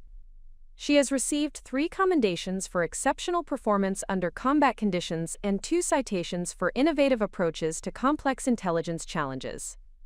The mention of combat conditions and specific geographic regions associated with contemporary security concerns provided family members with context for understanding the high-stakes nature of my operational responsibilities. These details challenged their assumptions about military careers involving routine administrative tasks and demonstrated the strategic importance of the work I had been conducting while they pursued their civilian achievements. Marcus's attempt to maintain his position of authority became increasingly untenable, as Daniel's revelations accumulated evidence of my professional competence and recognition. His legal training had taught him to recognize when opposing evidence undermined his case, and the specificity of Daniel's information suggested access to accurate and comprehensive knowledge of my military career. Furthermore, Daniel continued with the systematic thoroughness that characterized military briefings on complex operational matters. Lieutenant Commander Hayes recently returned from leading the planning phase of Operation Pacific Shield, the most significant counterterrorism operation conducted in the Western Pacific during the past 5 years. The mission's success prevented 3 planned terrorist attacks against American civilian and military targets. This final revelation provided information about recent operational success that demonstrated both the current relevance of my military responsibilities and the direct impact of my work on protecting American lives and interests. The specific reference to prevented terrorist attacks gave family members concrete evidence of the life-saving importance of intelligence operations and the strategic significance of my professional contributions. The cumulative effect of Daniel's systematic presentation had been to completely demolish the foundation of assumptions and misconceptions that had shaped family attitudes toward my military career for 15 years. The evidence of rank, responsibility, budget authority, geographic scope, recognition, and operational success created an undeniable case for the professional significance and strategic importance of my achievements. Marcus's face had progressively lost color, as each revelation challenged his confident assessment of my worthlessness and failure to achieve meaningful success. His legal training had equipped him with the ability to recognize when evidence overwhelmingly contradicted his position, and Daniel's presentation had systematically destroyed every assumption underlying his dismissive attitude toward military service and personal achievement. The silence that followed Daniel's final statement was qualitatively different from the shocked silence that had followed Marcus's brutal assessment. This silence reflected the profound cognitive adjustment required when fundamental assumptions about reality are challenged by overwhelming contradictory evidence. Family members were struggling to reconcile 15 years of misconceptions with information that revealed the extraordinary nature of my actual professional responsibilities and achievements. My mother's expression had transformed from horror at Marcus's cruelty to amazement at the scope of responsibilities and recognition that had characterized my military career without her knowledge. Her experience as a military spouse had provided her with understanding of rank structure and operational significance that enabled her to appreciate the magnitude of achievements that Daniel had described. The revelation was complete, but its implications for family relationships and understanding would require considerable time and adjustment to fully process and integrate into revised perspectives on military service, personal achievement, and the different forms that genuine success and contribution could take in contemporary American society. The profound silence that followed Daniel's systematic dismantling of 15 years of family misconceptions created a space for reflection and cognitive adjustment that each family member processed according to their individual capacity for accepting information that fundamentally challenged their understanding of reality. The magnitude of the revelation required considerable mental recalibration, as assumptions that had seemed unshakable were replaced by evidence that revealed the extraordinary nature of achievements that had remained hidden in plain sight. My mother was the first to speak, her voice carrying a mixture of amazement, pride, and regret that reflected the complex emotions accompanying her discovery of professional accomplishments that had exceeded her highest expectations while remaining completely invisible to family awareness. Her decades of experience as a military spouse had provided her with sufficient understanding of rank structure and operational significance to immediately recognize the magnitude of the responsibilities and recognition that Daniel had described. "Rebecca, is this true?" she asked, her question directed toward me with the careful tone of someone seeking confirmation of information that seemed almost too extraordinary to accept. "Have you been serving at this level of responsibility while we remained completely unaware of your achievements and contributions?" The directness of her inquiry required me to acknowledge publicly, for the first time in 15 years, the scope of my military career and the reasons why operational security requirements had necessitated maintaining silence about my actual responsibilities and professional recognition. The moment represented a fundamental shift from protective concealment to honest disclosure about the nature of my service and its strategic importance. "Yes, Mother, Daniel's information is accurate," I replied, my voice carrying the authority that had been developed through years of briefing senior military and civilian leadership on matters of critical national importance. "I hold the rank of Lieutenant Commander and serve as the commanding officer of the Pacific Fleet Intelligence Operations Center. My responsibilities include coordinating classified operations across multiple theaters and managing intelligence assets that directly impact American security interests." The confirmation of Daniel's statements created another wave of silence as family members struggled to integrate this information with their existing understanding of military careers and their assumptions about my personal limitations and professional capabilities. The cognitive dissonance was particularly acute for individuals who had maintained confident assessments about my achievements while possessing fundamentally incomplete information about my actual circumstances. Caroline's medical training had equipped her with analytical thinking that enabled her to process complex information systematically, and her response reflected both intellectual appreciation for the significance of my achievements and emotional confusion about the family dynamics that had prevented such recognition from being acknowledged or celebrated throughout my career development. "I do not understand how we remained unaware of such extraordinary professional accomplishments," Caroline observed, her voice reflecting the bewilderment of someone discovering that fundamental assumptions about family members had been completely inaccurate. The level of responsibility and recognition that Daniel described represents achievement that exceeds anything we might have imagined possible within military career structures. Her comment revealed the depth of civilian misunderstanding about contemporary military careers and advancement opportunities, while simultaneously acknowledging that my achievements represented genuine professional excellence that commanded respect, regardless of the specific career context in which such success had been achieved. David's entrepreneurial background provided him with perspective on organizational leadership and resource management that enabled him to appreciate the business significance of the responsibilities Daniel had described. His response reflected both admiration for the scope of authority I had achieved and confusion about the reasons why such accomplishments had remained concealed from family knowledge and recognition. "The budget authority and personnel management responsibilities you described represent executive-level leadership that exceeds the scope of many corporate positions," David commented, his tone reflecting genuine respect for achievements that he could evaluate through his business experience and professional understanding of organizational complexity.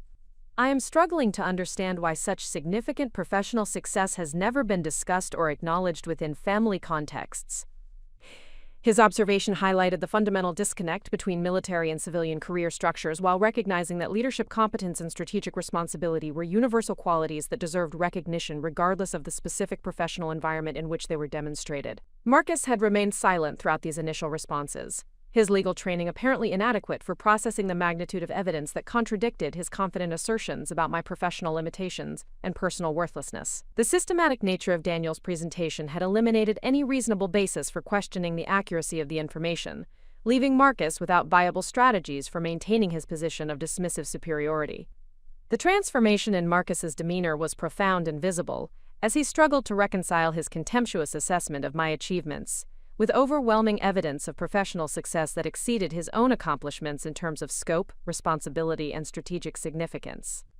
His legal career, while successful within civilian parameters, involved individual cases and client relationships, rather than the broad operational authority and national security implications that characterized my military responsibilities. When Marcus finally spoke, his voice had lost the confident authority that had characterized his attitude throughout the weekend, replaced by the uncertain tone of someone recognizing that fundamental assumptions about family hierarchy and relative achievement required complete reassessment.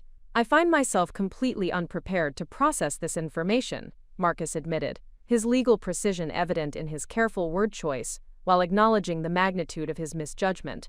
"The professional responsibilities and recognition you have described represent achievements that I failed to consider possible within military career structures, and I recognize that my assessment of your professional circumstances was based on fundamentally incomplete and inaccurate information. His statement represented the beginning of what would necessarily be a prolonged process of adjusting family perceptions and relationships to accommodate the reality of my professional achievements and their implications for understanding military service and personal success. The admission of error was particularly significant, given Marcus's professional confidence and his assumption of leadership authority within family dynamics. Daniel's systematic presentation had achieved its intended objective of providing comprehensive information that would enable family members to develop accurate understanding of my military career and its strategic importance. However, the revelation also created new challenges related to explaining the reasons why such significant achievements had remained concealed, and the implications of operational security requirements for family relationships and communication. The classified nature of Lieutenant Commander Hayes's responsibilities has required maintaining strict operational security protocols that prohibited discussing specific operations, strategic objectives, or recognition received for exceptional performance, Daniel explained, his tone reflecting the professional understanding of military personnel who balance personal relationships with national security requirements. Military families often face the challenge of concealing significant professional achievements to protect operational effectiveness and personnel safety. This explanation provided context for understanding why family assumptions and misconceptions had been allowed to persist without correction, while highlighting the personal sacrifices that military families make to protect classified information and operational capabilities. The requirement to subordinate personal recognition to mission security represented a fundamental difference between military and civilian career structures that civilian family members had never considered. My mother's response reflected her growing understanding of the complex challenges that military families navigate while balancing personal relationships with professional obligations that extend beyond individual career advancement to encompass broader national security considerations. I am beginning to understand that military service involves sacrifices and responsibilities that extend far beyond what civilian families typically encounter, she observed, her voice carrying newfound respect for the choices that military personnel make in service to objectives that transcend personal recognition and family acknowledgement. The requirement to conceal professional achievements for security reasons represents a form of service that I had never previously considered or appreciated. Her comment demonstrated the educational value of Daniel's revelation in terms of providing family members with accurate understanding of contemporary military careers and the unique challenges that such service creates for personal relationships and family dynamics. Caroline's medical background had equipped her with understanding of professional confidentiality requirements, and her response reflected recognition of parallels between medical privacy obligations and military security protocols that required protecting sensitive information, even from family members who might benefit from greater understanding of professional responsibilities and achievements. Professional confidentiality requirements in medicine have taught me to appreciate the complexity of balancing personal relationships with obligations to protect sensitive information, Caroline noted, her voice reflecting growing appreciation for the challenges that military families face in maintaining operational security while preserving family connections. However, the scope and duration of concealment required for military security purposes exceeds anything I have encountered in medical practice. Her observation provided valuable perspective on the unique nature of military security requirements and their impact on family relationships, while acknowledging that such obligations represented legitimate professional responsibilities rather than personal choices to avoid family engagement or recognition. David's entrepreneurial experience with proprietary information and competitive advantage provided him with some understanding of the business rationale for protecting sensitive information, though his response revealed that military security requirements exceeded civilian confidentiality obligations in both scope and strategic importance. Business confidentiality requirements have familiarized me with the necessity of protecting proprietary information to maintain competitive advantages, David commented, his tone reflecting growing appreciation for the national security implications of military secrecy requirements.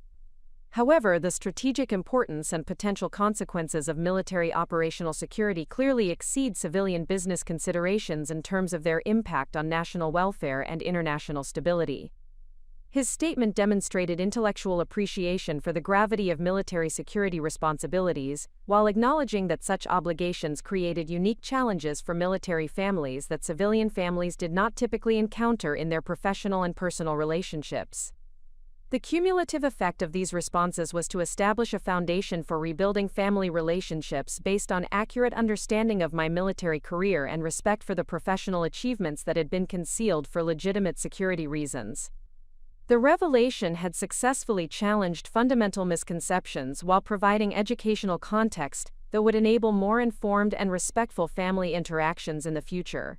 However, the process of integrating this new information into revised family dynamics would require considerable time and continued communication to overcome 15 years of assumptions and establish new patterns of interaction that acknowledged the reality of my professional responsibilities and their strategic significance for American security interests. The gradual comprehension of the full implications of Daniel's revelation required substantial time and careful consideration as family members attempted to reconcile 15 years of assumptions with evidence that revealed achievements far exceeding their most optimistic expectations. The cognitive adjustment process involved not merely accepting new information about my professional circumstances, but fundamentally reconceptualizing their understanding of military careers, national security responsibilities, and the nature of service that extends beyond personal recognition or family acknowledgement.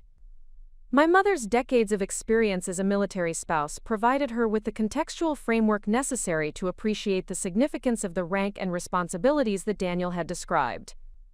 Her understanding of military hierarchy and operational structure enabled her to recognize that lieutenant commander represented substantial achievement within Navy career progression, while the scope of authority over intelligence operations indicated trust and recognition from senior military leadership. "Thomas would have been extraordinarily proud of your achievements," she said, her voice carrying the emotional weight of recognizing that my father had passed away without ever understanding the scope of my professional success or the strategic importance of my contributions to national security. His own military career provided him with sufficient understanding of operational responsibility to appreciate the magnitude of what you have accomplished. Her statement reflected both pride in my achievements and regret that family communication barriers had prevented my father from experiencing the satisfaction of recognizing his daughter's success within the military structure that had defined his own professional identity and values. The realization that operational security requirements had necessitated concealing achievements that would have been sources of tremendous family pride created complex emotions about the personal costs of military service.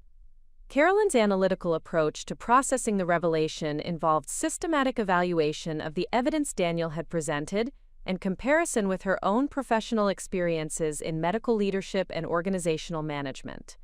Her medical career had equipped her with understanding of hierarchical structures, budget responsibilities, and personnel management that enabled her to appreciate the complexity of the administrative and strategic challenges associated with my military position. "The scope of responsibility you have described exceeds the management challenges I encounter in hospital administration," Caroline observed, her voice reflecting professional respect for achievements that she could evaluate through her own experience with organizational leadership.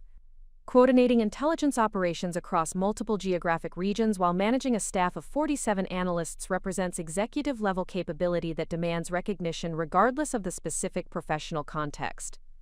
Her comment demonstrated the universal nature of leadership competence and strategic thinking, while acknowledging that my military achievements represented genuine professional excellence that deserved acknowledgement and celebration within family contexts. The medical profession's emphasis on precision and systematic analysis provided her with appreciation for the intellectual demands of intelligence coordination and operational planning. David's entrepreneurial background had familiarized him with the challenges of resource allocation, strategic planning, and organizational coordination that characterize successful business operations. His response to learning about my military responsibilities reflected recognition of parallels between military and civilian leadership, while acknowledging the additional complexity introduced by national security considerations and operational constraints. "The budget authority and strategic coordination responsibilities you manage represent business challenges that exceed the scope of many corporate executive positions," David noted, his tone reflecting genuine admiration for achievements that he could evaluate through his professional experience with organizational development and resource management. The addition of national security implications and classified operational requirements creates complexity levels that civilian business environments typically do not encounter. His observation highlighted the sophisticated nature of contemporary military operations, while recognizing that successful military leadership required the same analytical thinking and strategic vision that drove achievement in civilian professional environments. The entrepreneurial emphasis on innovation and problem-solving provided him with appreciation for the creative thinking required for intelligence operations and security planning.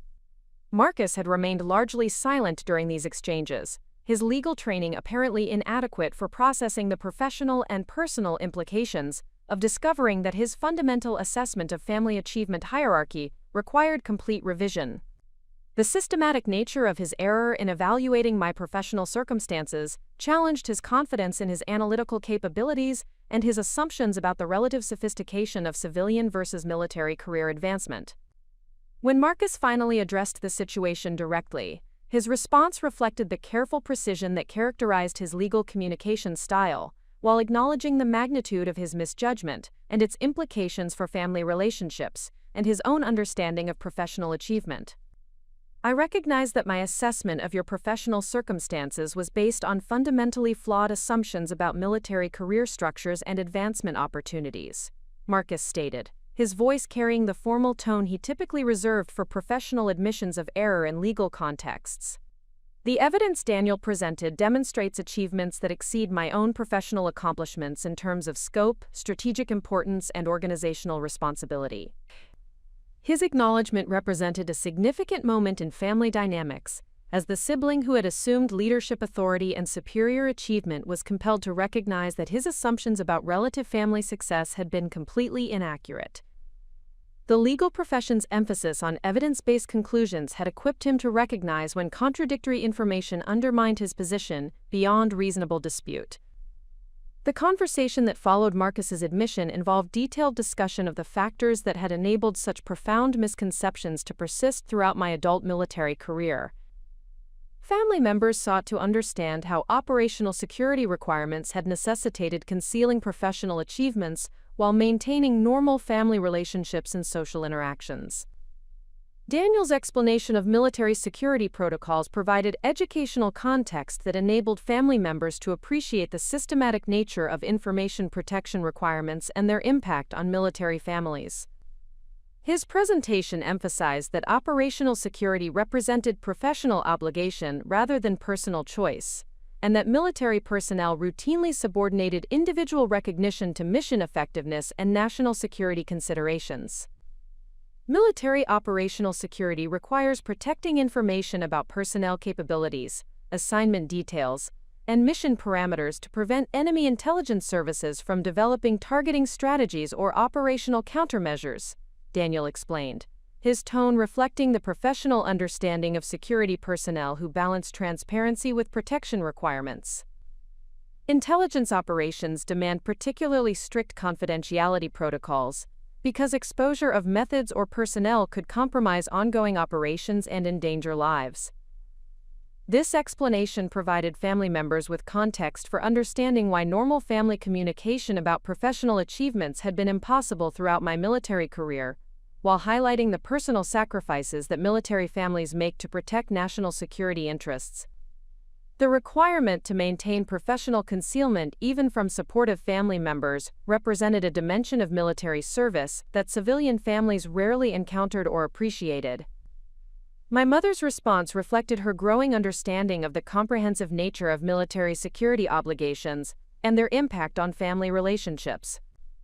Her experience as a military spouse during my father's career had provided some familiarity with classification requirements, but the scope and duration of concealment required for intelligence operations exceeded her previous understanding of military confidentiality protocols.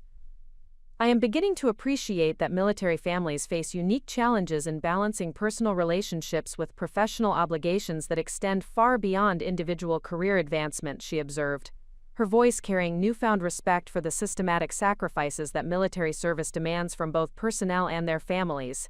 The requirement to subordinate personal recognition to operational security represents a form of service that civilian families typically do not encounter. Her statement demonstrated intellectual appreciation for the broader implications of military service, while acknowledging that such obligations created legitimate barriers to normal family communication and recognition. The educational value of the revelation extended beyond my individual circumstances to encompass improved understanding of military families generally, and their unique challenges. Caroline's medical background had equipped her with understanding of professional confidentiality requirements, but her response indicated that military security obligations exceeded medical privacy protocols in both scope and potential consequences. Her appreciation for the systematic nature of operational security reflected professional recognition of legitimate constraints, rather than personal choices to avoid family engagement. Medical confidentiality requirements have familiarized me with professional obligations to protect sensitive information, but military operational security clearly involves broader strategic considerations and more severe potential consequences, Caroline noted, her voice reflecting professional respect for obligations that exceeded civilian confidentiality requirements. The systematic concealment of professional achievements for national security purposes represents sacrifice that civilian professionals rarely encounter. Her comment provided valuable perspective on the unique nature of military service obligations while acknowledging that such requirements represented legitimate professional responsibilities that deserved understanding and respect rather than criticism or disappointment. David's entrepreneurial experience with proprietary information protection provided him with some appreciation for confidentiality requirements, though his response indicated recognition that military security obligations exceeded civilian business considerations in terms of strategic importance and potential consequences for national welfare. Business confidentiality requirements have provided me with understanding of the necessity for protecting sensitive information, but military operational security clearly involves considerations that extend far beyond civilian competitive advantages, David commented, his tone reflecting growing appreciation for the national security implications of military secrecy requirements. The strategic importance of intelligence operations creates confidentiality obligations that exceed anything civilian professionals typically encounter. His statement demonstrated intellectual understanding of the gravity of military security responsibilities, while acknowledging that such obligations created unique challenges for military families that required understanding and accommodation rather than criticism or disappointment. The cumulative effect of these discussions was to establish foundation for revised family relationships, based on accurate understanding of my military career and appreciation for the legitimate constraints that had necessitated concealing professional achievements throughout my adult life.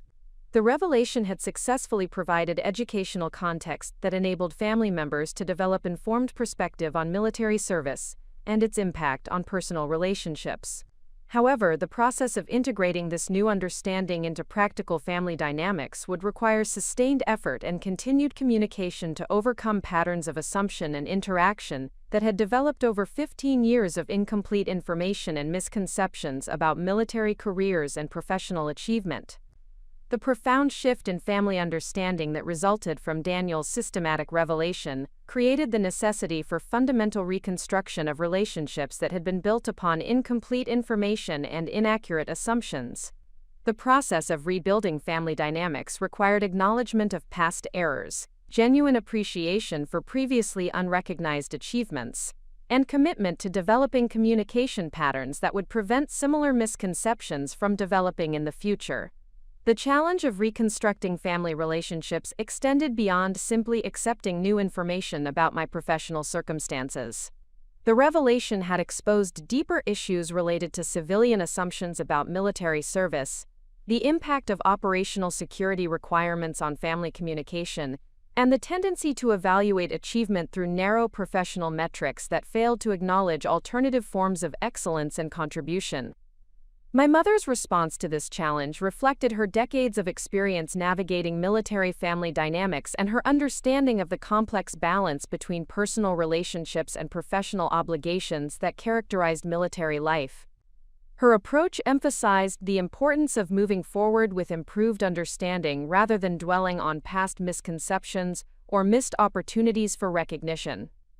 We must focus on rebuilding our family relationships based on accurate understanding and mutual respect, she stated, her voice carrying the authority of someone who had successfully managed military family challenges throughout my father's career. The past 15 years cannot be changed, but we can ensure that future family interactions reflect genuine appreciation for each person's contributions and achievements. Her perspective emphasized the practical importance of applying lessons learned from the revelation to improve future family dynamics rather than becoming paralyzed by regret about past misunderstandings. The military family experience had taught her that effective relationships required adaptation to changing circumstances and continuous effort to maintain communication, despite professional constraints and geographic separation. Caroline's medical training had equipped her with understanding of systematic approaches to problem-solving and relationship repair that proved valuable for addressing the complex challenges created by 15 years of misconceptions. Her response reflected professional recognition that rebuilding trust and understanding required sustained effort and commitment to improved communication practices. The magnitude of our misunderstanding about Rebecca's professional achievements indicates that we need to develop more effective methods for family communication that acknowledge the constraints imposed by different career requirements, Caroline observed, her analytical approach evident in her systematic evaluation of the factors that had contributed to persistent misconceptions. Medical practice has taught me that complex problems require comprehensive solutions that address underlying causes rather than merely treating superficial symptoms. Her perspective emphasized the importance of understanding the systematic factors that had enabled misconceptions to persist, rather than simply accepting the revelation without addressing the communication patterns that had created the problem. The medical profession's emphasis on root cause analysis provided valuable framework for developing sustainable solutions to family relationship challenges. David's entrepreneurial background had familiarized him with the process of recovering from strategic errors and developing improved approaches to complex challenges. His response reflected business understanding of the importance of learning from mistakes while focusing on future opportunities rather than dwelling on past failures. Successful business recovery from strategic errors requires honest assessment of what went wrong, systematic implementation of improved processes, and sustained commitment to better outcomes, David noted, his tone reflecting the optimism that characterized his approach to challenging situations. Our family situation presents similar requirements for acknowledging past errors while developing practical solutions that will prevent similar problems in the future.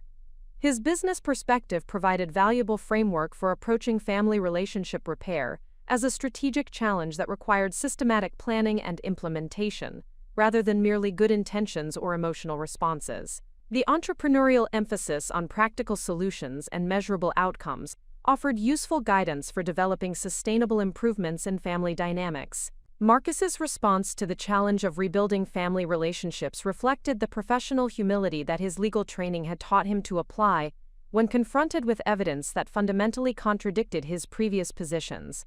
His approach emphasized the importance of accepting responsibility for errors, while demonstrating commitment to improved understanding and behavior. My legal training has taught me that professional integrity requires acknowledging errors when evidence demonstrates that previous positions were fundamentally flawed, Marcus stated, his voice carrying the formal precision that characterized his professional communication while reflecting genuine remorse for his harsh assessment of my achievements.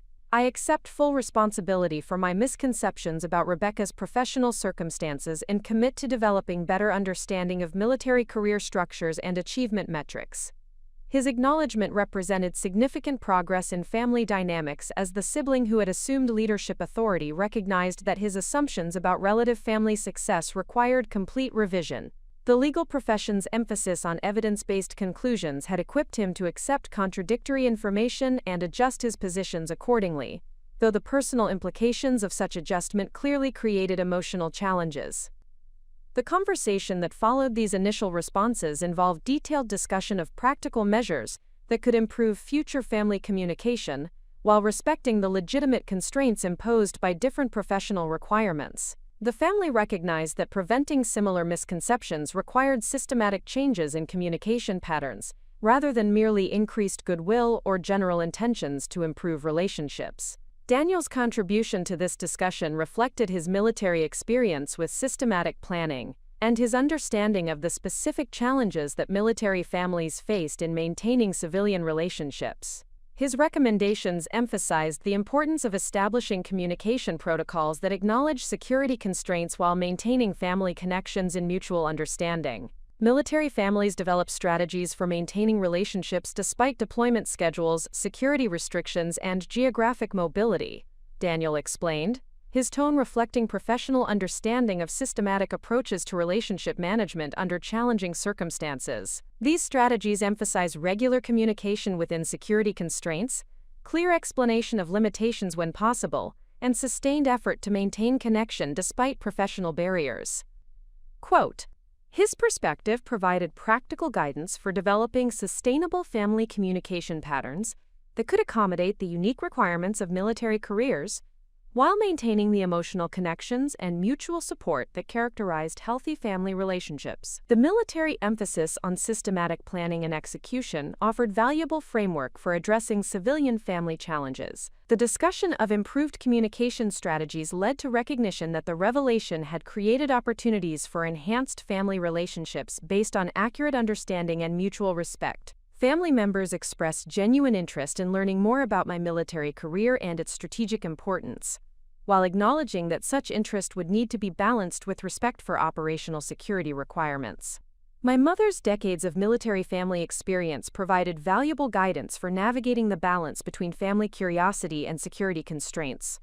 Her recommendations emphasized the importance of asking appropriate questions while respecting professional limitations and maintaining focus on personal relationships rather than operational details. Military families learn to maintain strong relationships while respecting professional boundaries, she observed, her voice reflecting the wisdom gained through years of supporting my father's military career. The key is focusing on personal well-being and family connections, rather than seeking detailed information about professional activities that cannot be shared for legitimate security reasons. Her perspective offered practical framework for family members who wanted to demonstrate interest and support without creating pressure for information that could not be appropriately shared. The military family emphasis on emotional support and personal connection provided sustainable foundation for improved relationships. Carolyn's medical background had equipped her with understanding of professional boundaries and confidentiality requirements that enabled her to appreciate the challenges of maintaining personal relationships while protecting sensitive professional information. Her response reflected professional recognition of legitimate constraints and commitment to developing appropriate communication patterns. Medical practice has taught me that strong personal relationships can coexist with professional confidentiality requirements when family members understand and respect necessary boundaries, Caroline noted, her tone reflecting professional appreciation for the complexity of balancing personal and professional obligations. The key is maintaining focus on emotional support and personal connection rather than seeking detailed information about professional activities that require confidentiality. Her medical perspective provided valuable validation of the legitimacy of operational security requirements, while offering practical guidance for maintaining family relationships despite professional constraints. The healthcare profession's emphasis on confidentiality and professional boundaries offered useful framework for addressing military family challenges. David's entrepreneurial experience with proprietary information and competitive confidentiality had provided him with some understanding of professional secrecy requirements, though his response indicated recognition that military security obligations exceeded civilian confidentiality considerations in scope and strategic importance. Business experience with proprietary information has taught me to respect professional confidentiality requirements, while maintaining personal relationships with colleagues and partners, David commented, his tone reflecting business understanding of the balance between transparency and protection of sensitive information. Military security requirements clearly involve more complex considerations, but the basic principle of respecting professional boundaries while maintaining personal connections remains applicable.